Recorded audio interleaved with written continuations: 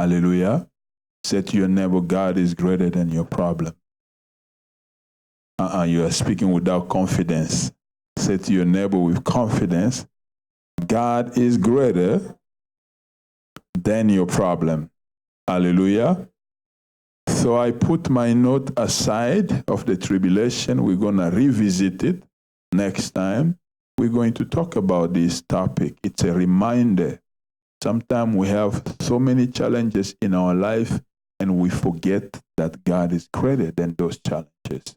So this morning, the Lord wants me to remind you of who He is and who you are. Sometimes you don't see how important you are, but you are very, very important in God's eyes. Hallelujah. You are so important that the King of Kings has to leave the heaven and come in the earth to die for you. Hallelujah. You are so important that when you call Him, He shows up Himself. He doesn't delegate nobody.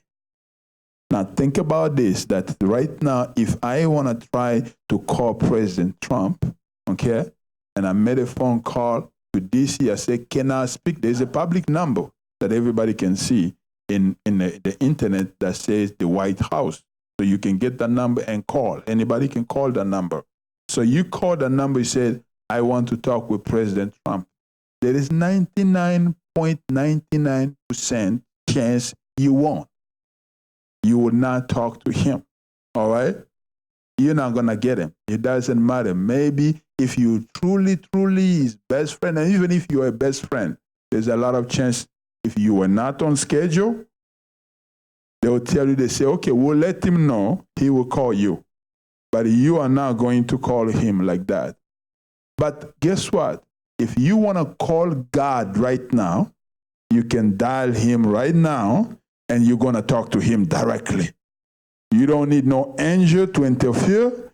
You don't need anybody. That shows how important not only God is, but how important you are in God's eyes. Hallelujah.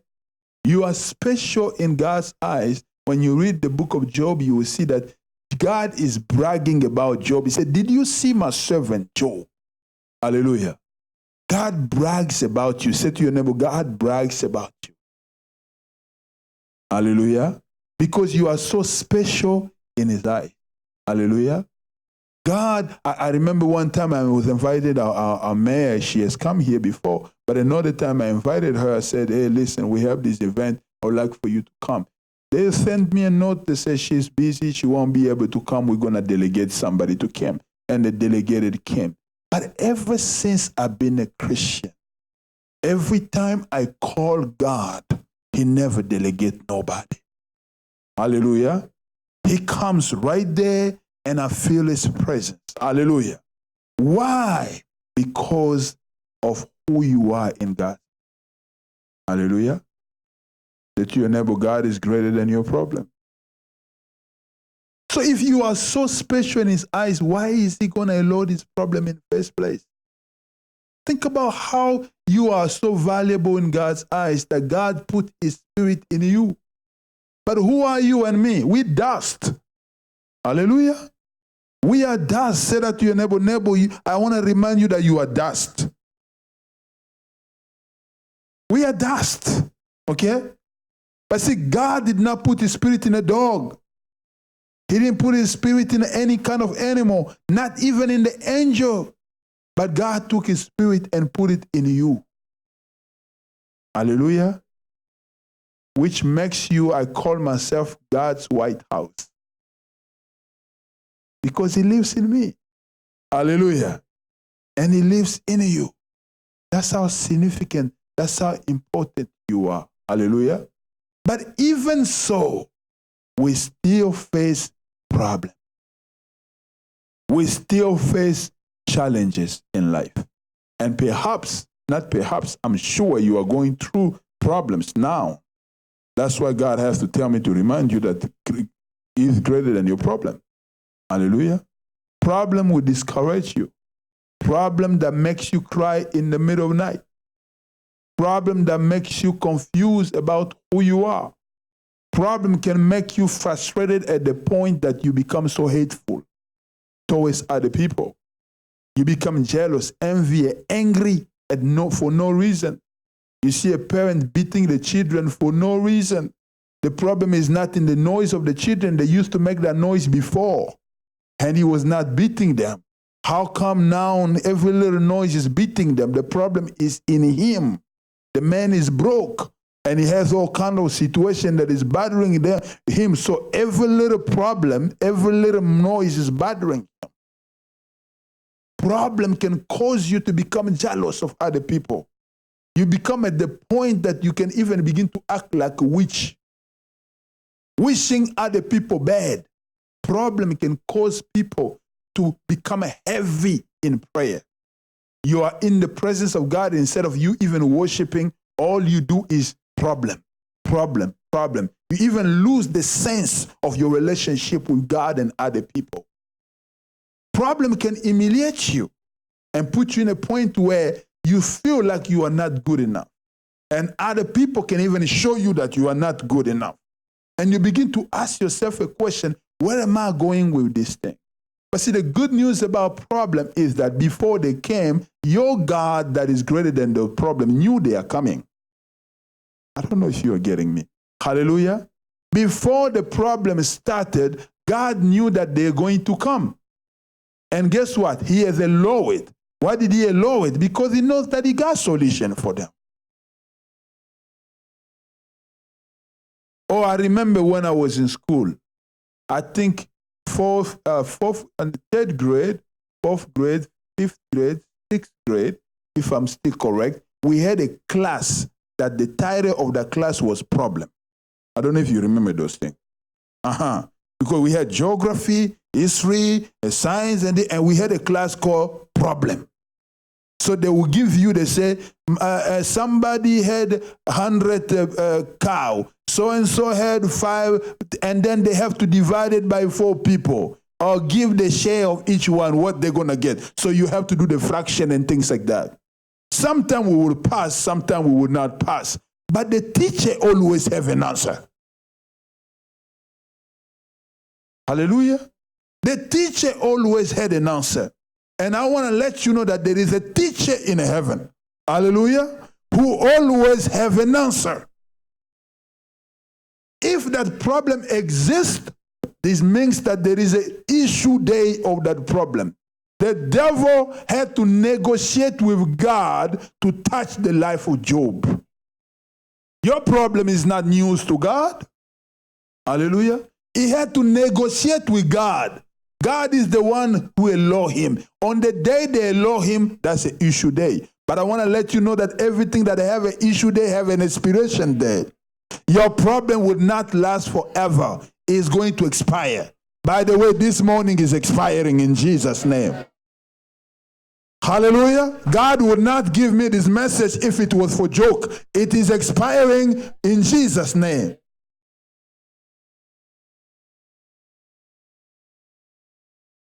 What is the problem? Problem is anything that prevents you to reach your goal. It is an obstacle, a barrier. Your goal could be just to be happy, but problem can prevent you to be happy. Anything that prevents you to live a comfortable life is a problem. Finance can become a problem. You eating what you don't want to really eat, but you eating it because that's all you have. You really don't like that car, but that's all you got. You're going to have to drive it. And every time you're driving it, you're praying. Say, Lord, let me just get there. Let me just get there, Lord. Let me just get there. Please, I beg you, Lord. Listen, the time you're supposed to be worshiping God, that thing is just consuming all your time. It becomes a problem. Anything that takes your desire to live away.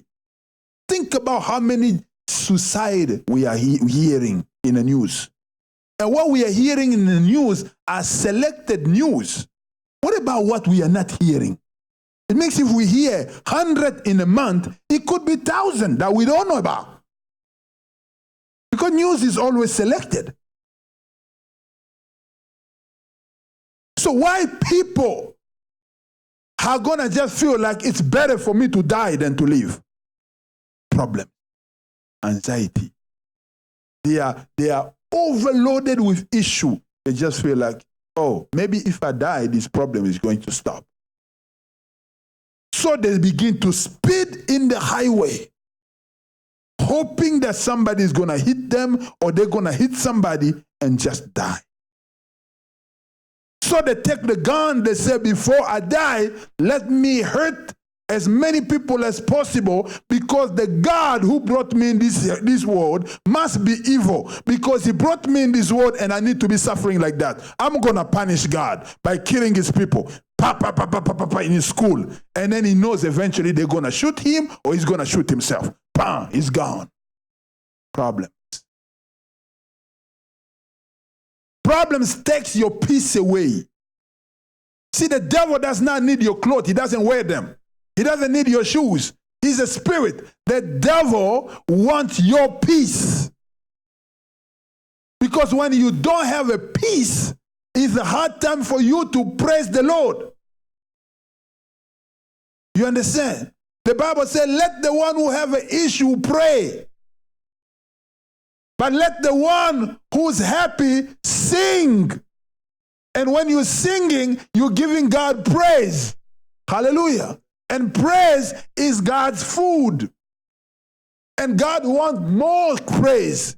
David says, sing unto the Lord a new song. God wants you every day to come in the church, meeting your friends at work, having a testimony, telling of his wonders.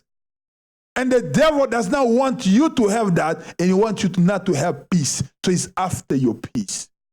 So in the middle of night when everybody is sleeping, you cover yourself and you're going, and then they ask you, are you okay? You say, I'm fine. But you know you have become a specialist of masking. You learn how to look good in the presence of people. You learn how to act like everything is just fine. But you know that if you don't put that drug in you, you are shaking. You have an issue of addiction. If you don't look at pornography, you go crazy. It's a problem. But who are you going to tell because you're a church person? They're going to judge you.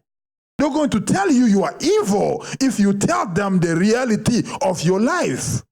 If you tell them that in the middle of the night, there is somebody who comes to text you and bring you in a place where you don't understand, and you see people eating people, and you see all those things. If you tell somebody like that, they're going to think you crazy, you lying, or maybe you are evil. So you decide to just keep those things in you. But you know every time it's getting dark, it's time to sleep. You're afraid to go to sleep because that person is going to come again. Who are you going to share? Spiritual problem.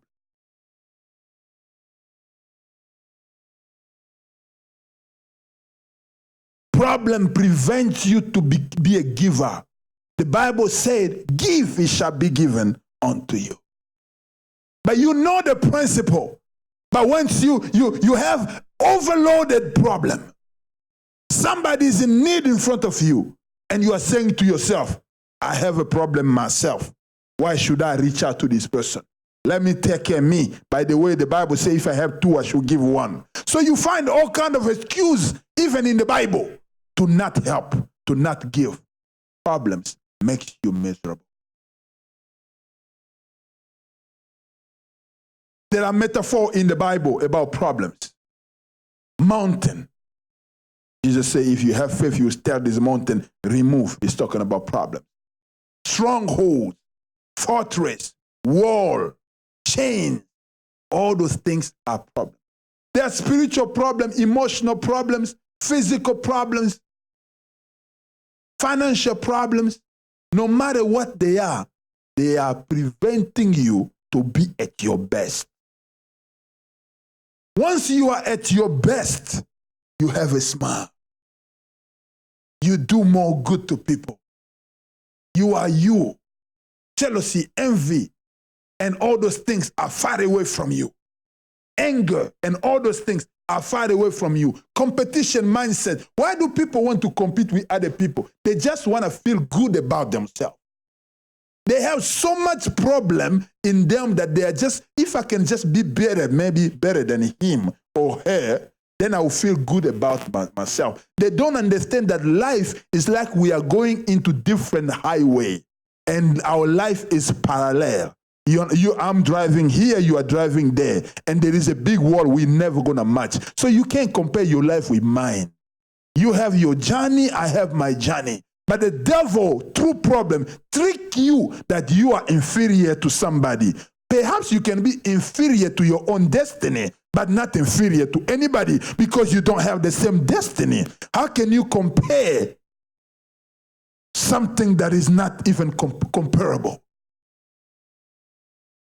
One day we're discussing with friends. They say, we're talking about soccer. They say, who's better between Lionel Messi and this other player?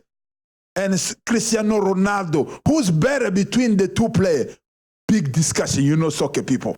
Discussion and discussion. I said, hold on. What is the position Lionel Messi play? Somebody told me, he's a playmaker, he's number 10. I said, what about Ronaldo? They said, he's a striker. I said, why are you comparing number 10 and number 9? It's not two numbers, same number.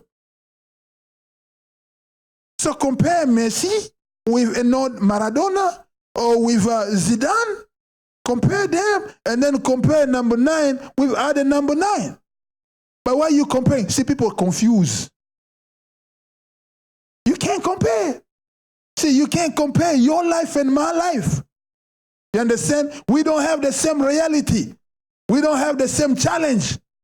So competition mindset come in people's mind because of their own personal problem they are going through. Problem makes you become so angry at other people. You cannot accept to see people prospering because you are trying so hard and it's not working for you. You're trying hard, it's not working for you. But you see left and right, people being prosperous. If you are not careful, you become jealous and angry.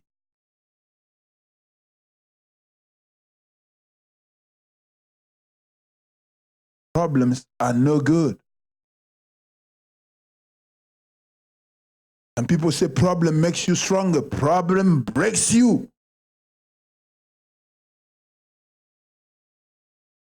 Problems makes you miserable. But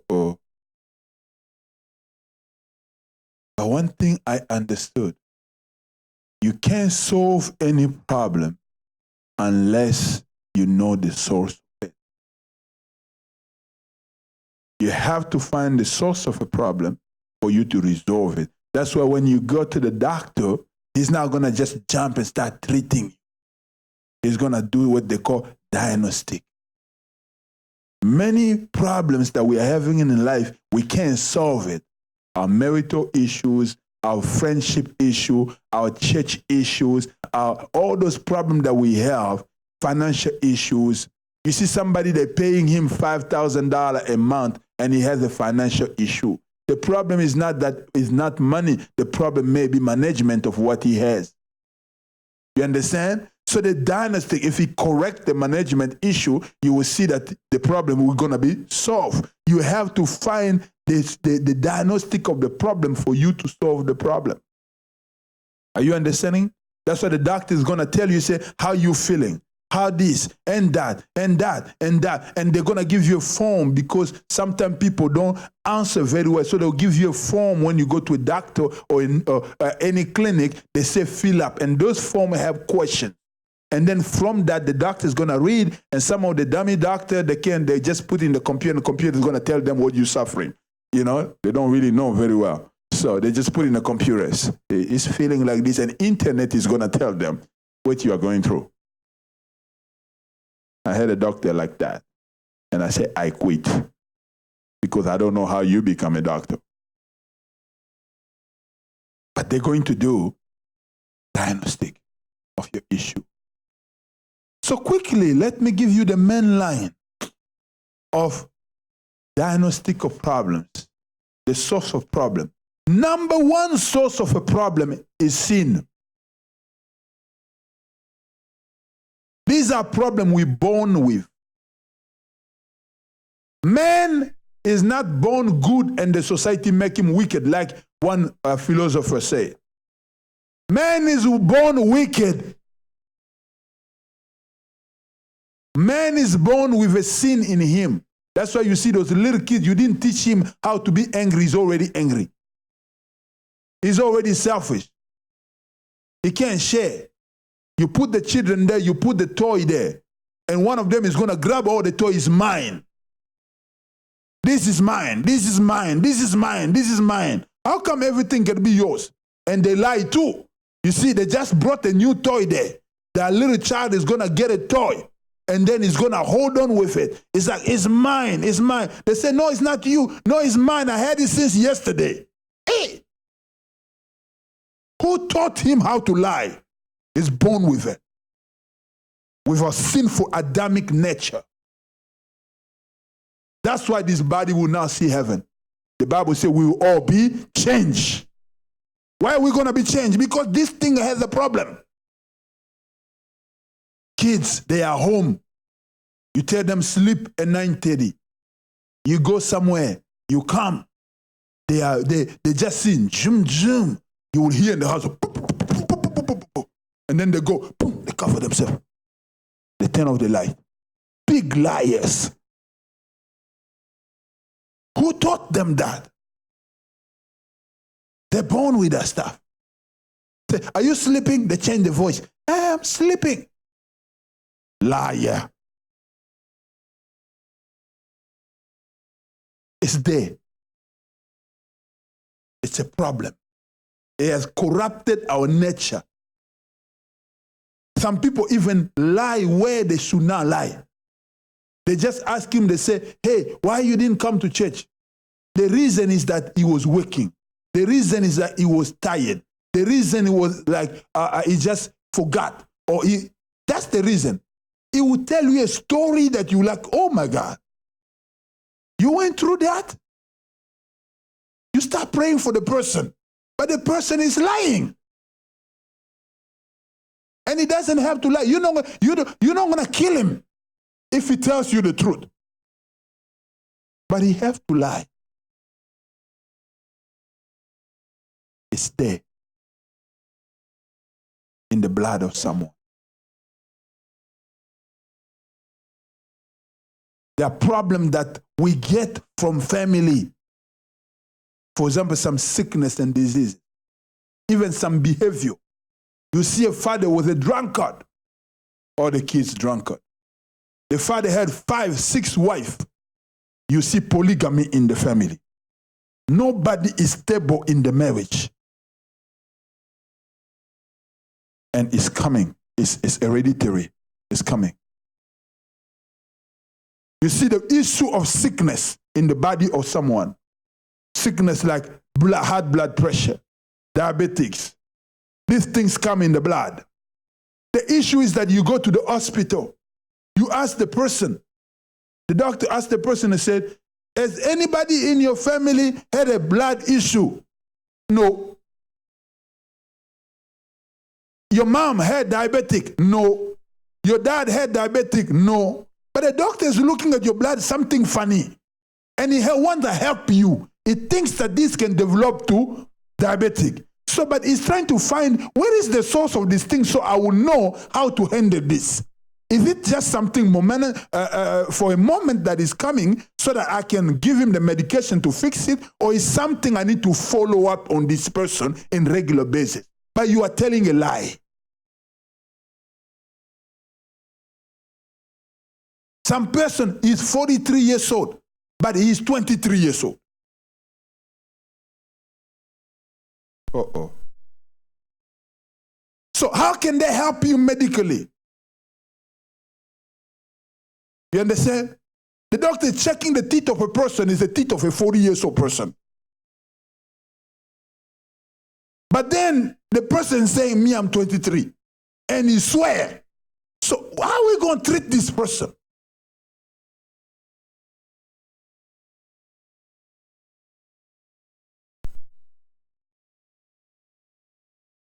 It's funny, but it's so true.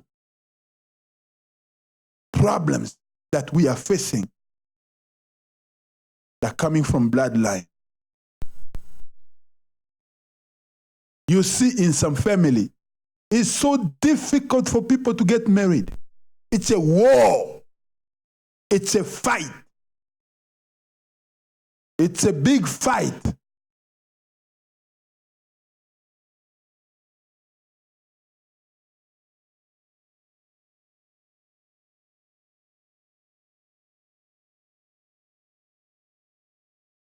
They just can't get married. When you get married, you're really struggling to maintain that marriage.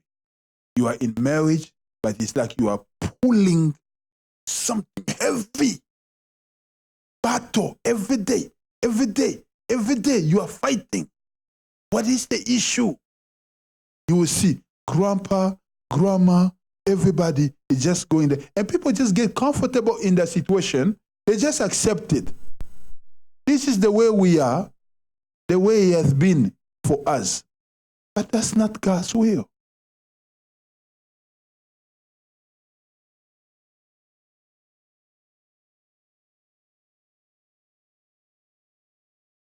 Other problem comes from the wickedness of men. Curses. Curse is the opposite of blessing. Blessing, benedicere, to wish well. Curse is to wish bad. You understand? When I bless you, I say, prosper, my brother. Become great. You are wonderful. You're going to excel. I'm blessing you. I'm giving you, I'm releasing word, and the words is spirit and life. Hallelujah. God created you in his image. God spoke and he created. When you speak, you create. You understand that? Say to your neighbor, when you speak, you create. So be careful what you're speaking.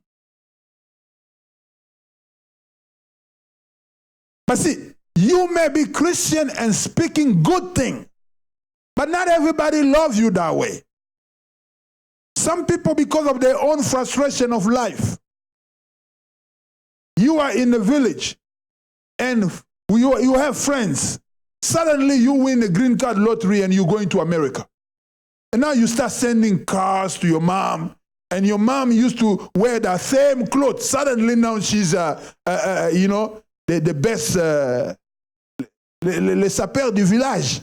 You know, mommy is always looking good. And other ladies are looking, why my children are not going? Why my children are not going there? Why me? They play lottery there 20 times. They never win. Why are the children excelling? They begin to speak negative. And then you advance. It's like there's something that pull you. You come right back. Because people are pronouncing negative things about you. So you need to know. What is the source of your curse? Now, some people, you know that they don't like you, so they curse you. You know that. But what about the people you don't know that smile with you, but behind your back, they actually curse you? How do you control that? That's why you have to create a habit, because the cure, the antidote of curse is blessing. When people declare curse over you, you have to bless yourself to reverse that. That's why the Bible tells us in Isaiah chapter 54, verse 17, that no weapon formed against you shall prosper. It did not stop there. The Bible says, whatever word shall be spoken against you, you shall condemn. Who's going to condemn? God? No, you. It is your responsibility every day to wake up in the morning and look at the mirror and begin to bless yourself. And say, look at how beautiful I look. Look at how handsome I look. I'm blessed. I'm the head. I'm not the tail. I'm going to succeed. I'm going to have a fantastic day today. I'm going to excel. You are speaking. So you don't know who is speaking negative words in the atmosphere. And you're releasing positive words. So the positive always will destroy the negative. So there are problems that are coming like that. Blessed be the name of the Lord, because the Bible said that the curse without a cause will not prosper.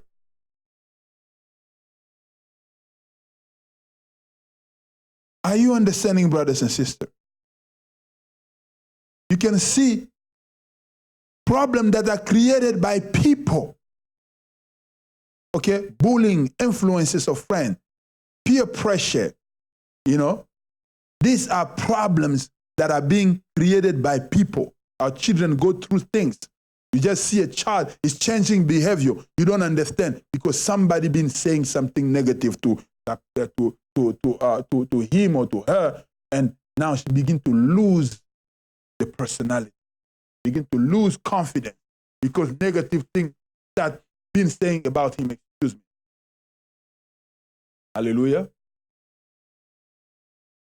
That's why the Bible tells us in the book of Psalm chapter 1, blessed be the man who does not work according to the counsel of the ungodly. If we have to reverse that, cursed is the man who work with the counsel of the ungodly. So there are problems that you have is because of your cliques, your surrounding, your entourage, okay? People that are around you can be the reason of your problem. You understand? Now, make no mistake, God wants you to love everybody. Say to your neighbor, God wants you to love everybody. But God never tell you to be friends of everyone. Because even him, God, is not friend of everyone. He said to Abraham, you are my friend. How many other people he said to them they are his friend? In the New Testament, Jesus, it took him 3 years to tell the disciple. He said, now you are no longer my servant, but I call you my friend. Why? He gave a reason. Because you know everything about me. You understand? It means that I have stayed with you enough. I have communicated things with you. You know me, I know you. Now we can call ourselves friends. But you meet somebody today, is your friend. You open your mouth. You know my life. You know this. In 30 minutes, person knows you. He knows from your birth. You can't control your mouth. Then you wonder why you have problem.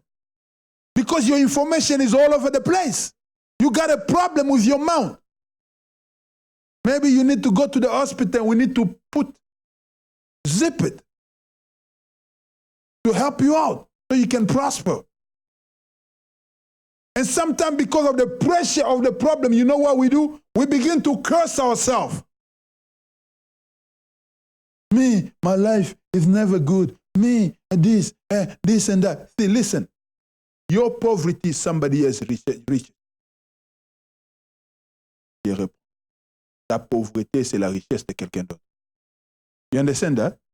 You know, just you being in America, you just having the job that you have, you just being married, you just having a child that you have, you just having whatever you have, there's someone's prayer today. So you having a house, there's someone in freezing cold. Every time I come to pray here, there is always one tall guy that comes here and he knocks the door. And sometimes I used to be a little afraid. I said, no. Let me attend to this guy. I open the door and I say, what is it? He said, I'm hungry. So usually we have food there. I will tell him, I say, go get whatever you want. And sometimes I'll give him money. Sometimes I go in my office, I have banana and a different thing I will give to him. So I'm like, okay, sometimes I leave those bananas there. I forgot to eat them and they spoil. But there's somebody that needs it. You understand? So you see, you are there complaining about your life. But where you are is somebody else's prayer.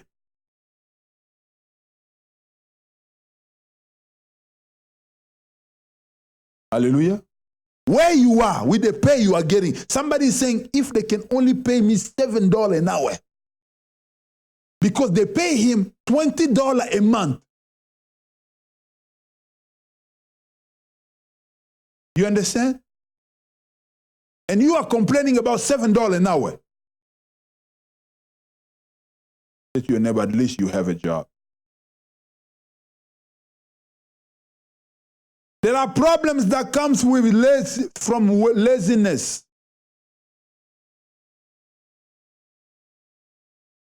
When God created Adam and Eve,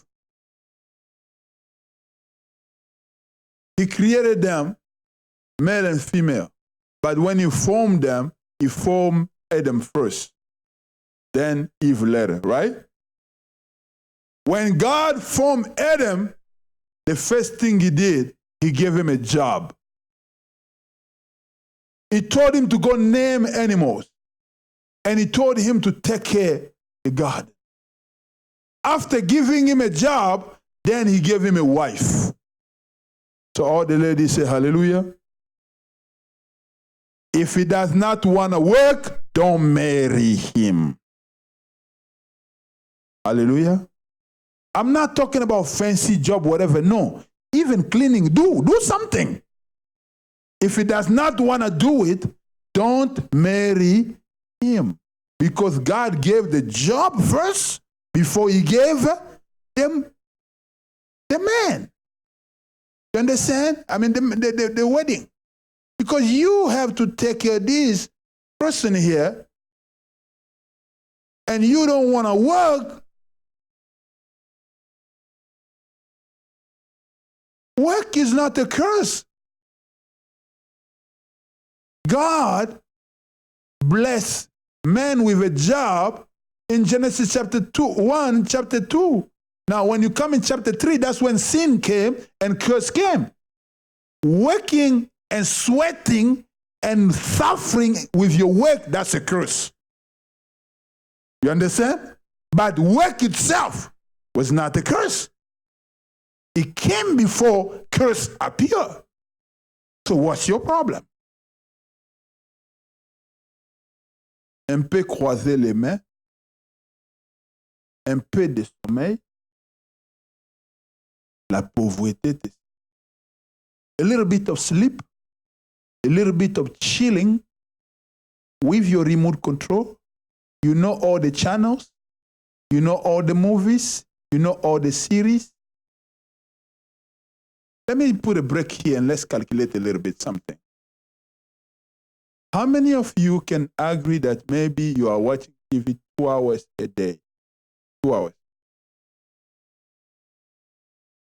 2 hours. Okay, let's go 1 hour. Oh, so 4 hours. So when you're watching Nigerian movie, this finish next, okay? 4 hours. Okay, let's go in 1 hour, okay? 1 hour a day. How many days that we have in a year? 365, okay? So if you have 1 hour a day, okay? How many hours you have in a 365 hours, right? Now, how do you transform 300 hours to days? 365 hours equal how many days? Divided by 24, okay? How much you got?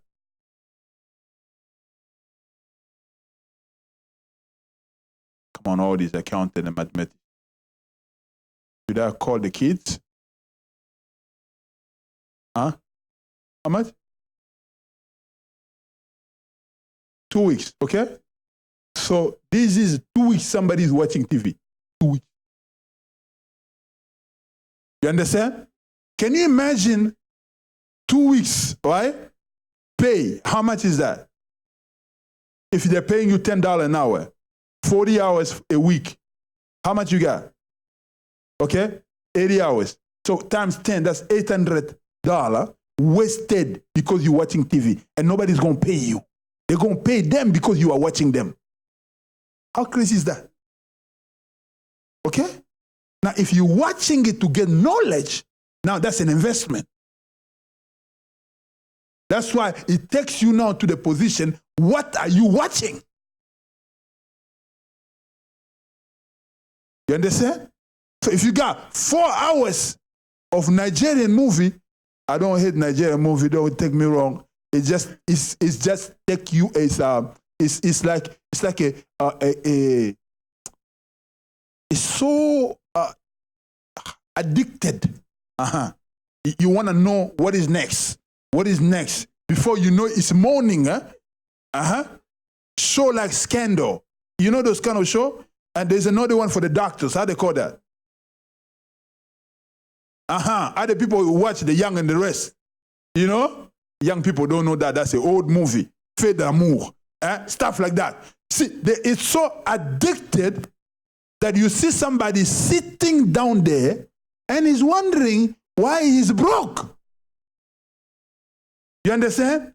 The person is broke because of laziness.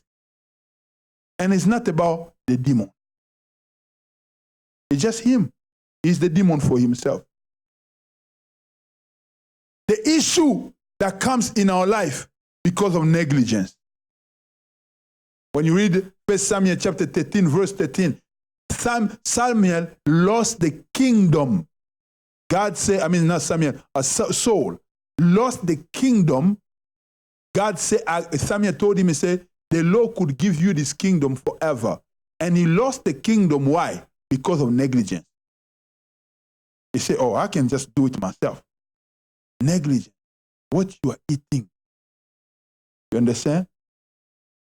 You are not counting medication. They say, take medication at 8 o'clock in the morning.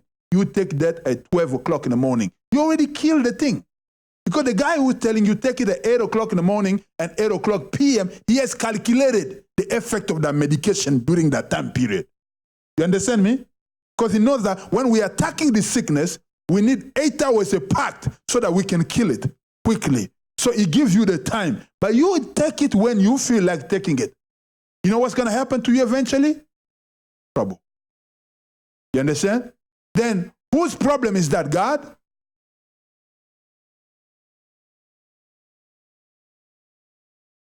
You understand? You are in the family that they have diabetic. But watch you take milkshake.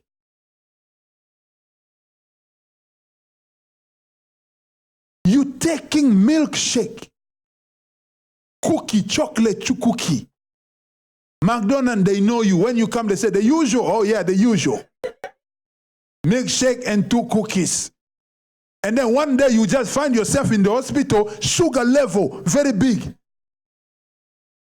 You're in trouble. You don't exercise. Even to go throw the trash, you go with a car. Trash. You take a car, and zoom, you go throw the trash. And then you are wondering why you have a problem in your health. One problem that would take you $13,000 that you could avoid it if you could just be correct with yourself. You understand? People say, oh, no, it's cold, it's this. But God has given us grace in America. You can buy even a thing to jog in your house. But it is in your house. You know what you did with it? You put clothes now. That's why you hang your clothes. Since you bought it, you ran one time. And then you put clothes. Tomorrow. You're waiting to get sick before you go to see the doctor. There are many people, they don't even have a doctor. Their doctor is emergency room. One day you will go and you don't return.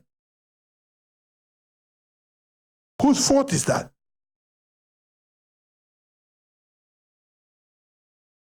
Pastor, you're supposed to preach the Bible today. I'm preaching the Bible. God is greater than your problem. But know your source of your problem. Are you the one causing it? Let me move quickly. My message is small. My introduction is long. John chapter 9, verse 3. There says, neither this man nor his parents sinned, said Jesus. But this happened so that the work of God will be, the work of God may be displayed in him. There are problems that has a source, God himself. The disciple, they asked a question, why does this person have this problem? Why is he born blind? Jesus responded. He said, nobody sinned. There's no problem. Nobody created this problem. But this problem exists so that God will glorify his holy name. Let me give you an evidence. You may say, oh, Pastor, what you saying? Let me give you an evidence. Israel, is leaving Egypt. They are going to the promised land. What does God say to Moses? He said, I will harden the heart of Pharaoh, right? So that he will attack you guys. Who will do that? Who will harden the heart? God himself, right? So who's manufacturing that issue? God himself. He said that I'm going to harden the heart of Pharaoh. He's going to follow you. But when he follow you, I'm going to show my glory today. And he explained to him, he said, listen, you're going to put the stick, I will separate the water. When you guys pass, the Egyptian will come. Why are they going to come? Because I'm going to be pushing them. See, some problem you have is God's trap for the enemy. You understand? God, you are suffering for the moment, but God is the one who's bringing your enemy closer, closer, closer. Sometimes you see the enemy guard against you. God is the one gathering them. So that when you open the Red Sea will swallow them. And the word that Moses told them, he said, these Egyptians you said today, you will now see them again, will be fulfilled. So there are issues that you pray, you do everything, is not working. God himself is behind it. And he knows what he's doing. Maybe he's writing a new book for you. Maybe he's giving you a testimony. Maybe he's building you in somehow, some way. Hallelujah. Are you following me? There are problems that come from the devil. How do I know? Job chapter 1. Hallelujah. The devil went to talk to God, negotiate with him to be able to attack Job. There are problems that are from the demon. Luke chapter 9, verse 42. Even when the boy was coming, the demon threw him to the ground in the convulsion. But Jesus rebuked the impure spirit, healed the boy, and gave him back to his father. Who was responsible of this boy's problem? Was demon. How do you know? You take to the doctor. With all this machine, we don't see nothing. You go second opinion in Duke Hospital. They say they don't see nothing. You do everything, they don't see nothing. Now it's spiritual. Demon can come in the life of someone and control the child. I used to think that demons are more in Africa than they are here because of the problem we have over there. But God showed me that demons are real here. They are acting big time. Actually, they feel good here. Demons here, they wear tie. They come to church, they feel comfortable. Demons here, they even put it in their car for you to see. They're proud of who they are. You don't know what I'm talking about? They boast about it. They call them clubs. Demons, they are proud of it. One day I was opening an account. I was working for Bank of North Carolina. I'm opening an account for somebody, and then I asked the person, I said, what is the nature of your business? He said, we are witches. I said, wait. I went to my boss, and she was a Christian. That time she was coming to church here too. So I went to her, I said, hey, they say they're witches. Should I open the account? They said, what the witches has to do with the account? They are witches, that's what they do. Just put their witches. I agree with her, you know. Hey, who am I? It's not my bank. She told me the truth. They are witches. And I put over there witches, and I opened the account. They have their store downtown. If I say the name, you're going to know I don't want to do their publicity. They sell things of witches. They dress black, and they're proud of it. I opened the account, and I have to touch the hands of witches. And thank you so much for your business. Have a good day. Bring more business. You see how cool is that? But they're proud of it. I received a call from one of my friends. He said, Pastor, our dear brother Fred here, gave him my number. I knew him, but he didn't have my number for some reason. He said, Fred, give me your number. I said, what's going on? What's the problem? He said, I'm trying to help a family here in Greensboro. They have a house where when you cook food, you put in the refrigerator, the food disappears. I said, oh, I thought this is African issue. Is here too? I said, yeah. They put the shoes there and the shoes move. And then in the middle of the night, you hear, cock, cock, cock, cock, cock, cock. It's not a movie, reality. He was wondering why I was laughing, because me, I'm like, this thing with us over there is normal. We know they exist. Hallelujah. But here, they act like this thing don't exist. They have deacon and deaconess in the church possessed by demon. I remember I was doing a deliverance in a particular church, and I'm not going to say the name. And as I begin to minister deliverance, the leaders possess demons are speaking in the leader. And I was like, how did they become leader? You understand? So somebody who's possessed like that, how is he going to lead the church of God? This is a troublemaker all the time. To make the whole story short, I told my brother, my friend, how he should do that deliverance. Say, hey, listen, don't go attack the house. Deal with the people who are living there. Because greater the one in you than the one in the world. If they have really Jesus and the power of God sit in them, when they go in the house is the demon, they're going to know what to do. They're going to pack and leave. So you take care of them first before we move to other things. And he did that. And then later on, I told him, I said, find out who was the owner of the house. And when he found out who was the owner before, the guy died there. And the guy was worshiping Krishna, some Indian god.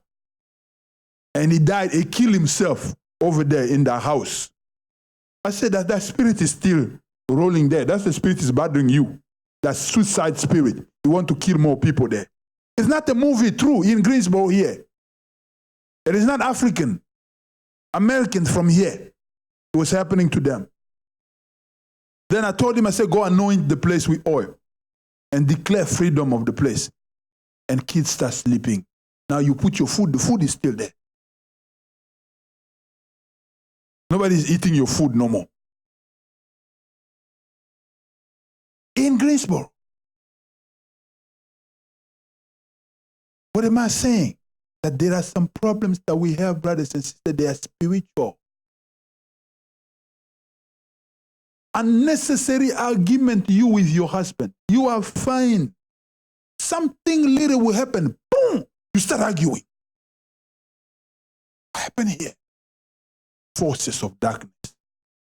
You track down your family, you will see nobody stays married.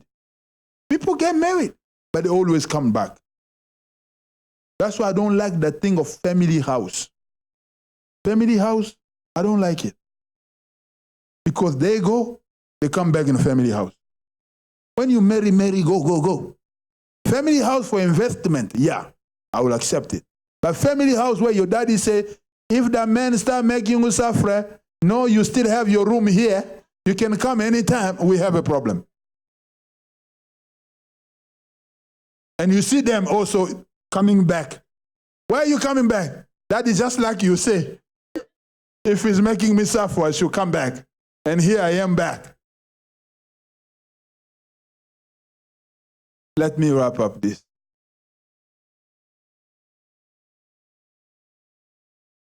Psalm chapter 34, verse 19. Let's read that verse together. Read it up loud, and we're going to finish right there. Let's everybody read this, please. You can stand there as you read it.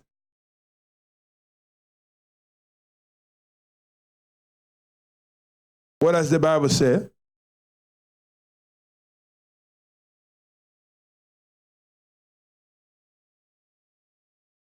Who's the righteous? Who's the righteous? Who is the righteous? It's you, right? The Bible says many are your afflictions. The problem that you are going through, God knows them. But see, the good news is what? But, hallelujah, but the Lord delivered him out of them all. That your neighbor is just a matter of time. You will come out. By the way, you're coming out tonight in Jesus' name. I love this. Jeremiah 32, verse 27. The Bible says, I am the Lord, the God of all mankind. Is anything too hard for me? Hallelujah. Is anything too hard for me? Why are you crying in the middle of the night?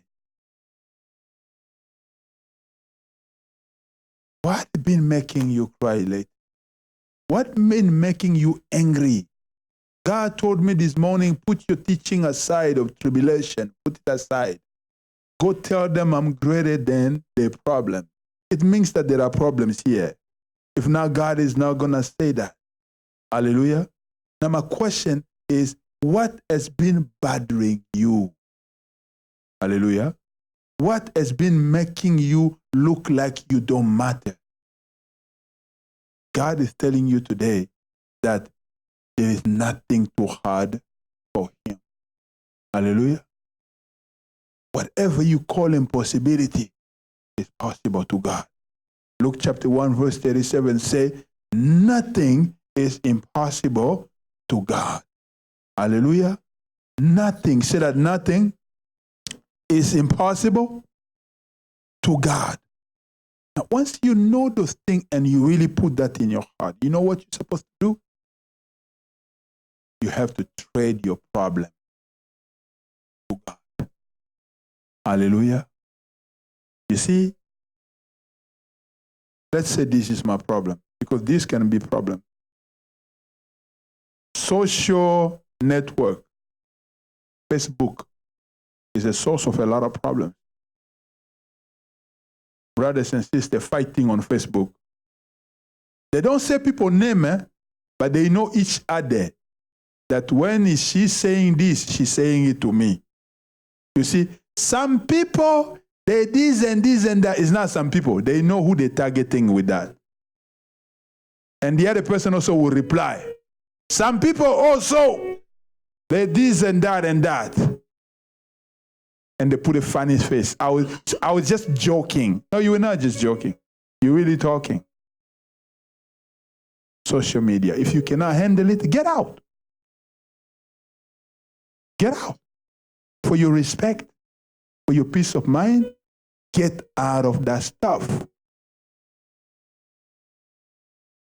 People were hiding in what they call WhatsApp, because over there was just people communicating. Now they add something called statue. So people start posting in the statue. So you leave Facebook, you go to WhatsApp, they follow you there. They're still bombarding you. Social media, pornography, people behind computers, watching what they're supposed not to. And then there are people who are making money now with that, blackmailing. They call you on camera. They're already naked. And they let you watch them for a few seconds. And you, when they call you, you think like, oh, this is just normal person. They can go to your profile and get the name of somebody you know. And they call you, you think that so-and-so is calling you. And then when you watch this thing, you know what they do? They record you. Now they send you that the email. They say, Mr. Georgeline, Mr. Michelle. If you're Michelle, I'm not telling that to you, just name that came. Okay. Mr. BB. Let me say Mr. BB. Mr. BB, watch your email now. And when you go there, you check, you say, it's you watching some funny stuff. They say, okay, now you have to give us $10,000. You have 24 hours. If you don't, this video is going to go viral. All your saving account gone. Don't think they leave you alone. 2 months later, say, hello, we're here. They will empty you. They'll make you suffer for something that you did not even do or intend. If you cannot handle it, get out. I learned that the hotels now have camera in the room. So you the one who doing checky thing, they got your picture. One of these days, you're in trouble. So walk upright with the Lord. Hallelujah. So many problems. We're looking forward. Impatience is leading people to problems. You're so desperate, you don't want to hear a name of a prophet or a man of God. You go there. Lay a hand on me. They say, Prophetess Elaine is also there. Lay a hand on me. Prophetess Mama Muluba, lay a hand on me. Oh, Apostle, lay a hand on me. To lay hand is an impartation. It means that I'm transferring to you what I have. Now, this guy transfer you that is a womanizer. And maybe he's even using voodoo and all these things. He's a witch doctor. He's just hiding behind the Bible. So all those people are laying hand on you. You have all those heavy things. You create yourself a problem. God is not stupid. He brought you in this church. He knows why. You understand? Cool down, relax, wait on God. What you looking? Are you Cain? Because Cain is the one who cannot sit still. You understand? God is a master of solution. He knows your problem and he has a timing that is going to resolve it. Hallelujah. Beloved, I told you about a lot of source of problem. Whatever you can solve, hallelujah, solve them. Sometimes you solve them with your habit only. The change of your habit. Okay? You are diabetic. Why are you eating white bread? Why are you eating white rice? Why are you not exercising? You understand? We don't need to pray for you for that one. You can take care of yourself. You understand? Maybe we can pray for you, for the Lord to help you to take care of yourself. But you need to take a decision. Hallelujah. Hallelujah. You have an issue of blood pressure. There are certain food you can't eat. Are you understanding? So some things are spiritual, some are not spiritual. Some are really scientific things that can be taken care of. You understand? I refuse to pray for somebody who have a headache in 21st century in America because there is Tylenol. Why am I going to waste anointing for headache? Get Tylenol, take it, sleep, you heal. What a miracle. You understand? But if you go to the hospital, they say your headache, nobody can cure it. Now we have to call God because he's the only one who can solve it. So the fact that we are spiritual brothers and sisters does not make us to become dumb. We have to be intelligent also. Hallelujah. What is your problem? What is preventing you from serving God the way you should? What is making you cry in the middle of the night? What is discouraging you? Take it today. Give it to God. Hallelujah. Take it, give it to God. Here is the problem. I take it, I give it to God, and I'm still walking like I'm carrying it. Who's the problem now? If I give it to God, should believe that this thing is close. Bye-bye worry. It's close. I give it to God. Let him have his way and let me live my life and do whatever I have to do peacefully. And the rest he can take care. This chapter is closed. I've given it to God. That's faith itself. That's the real definition of faith. When you release and really say, chapter close. Hallelujah.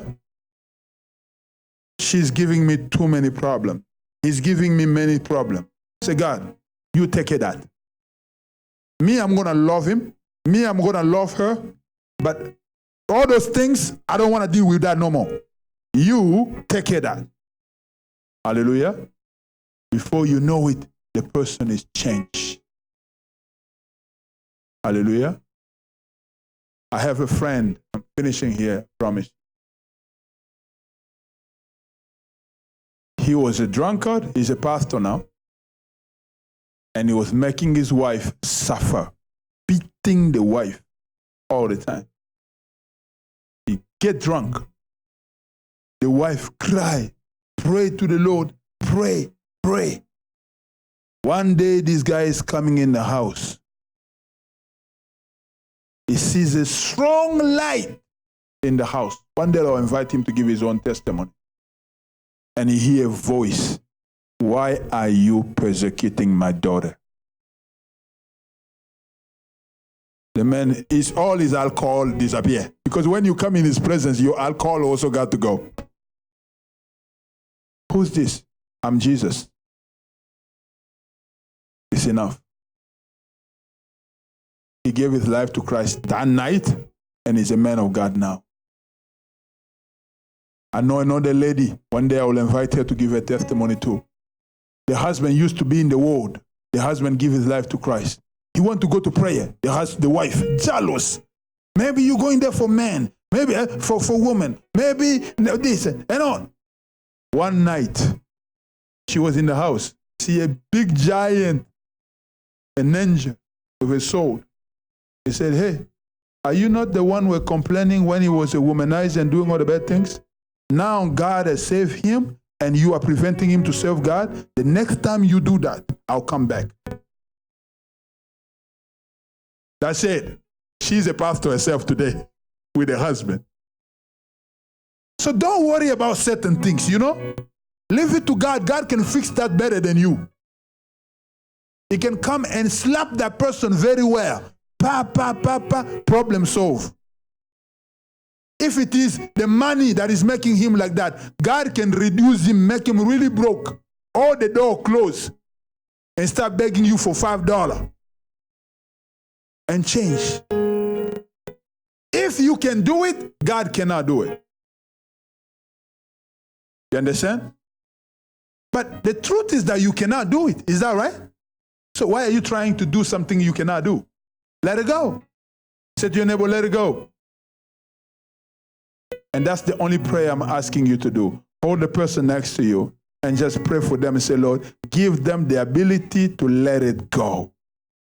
Let it go and let God be God. Let it go and let God be God. There's nobody who can solve your problem like God can. Pray in the name of Jesus. Pray for the person you are holding.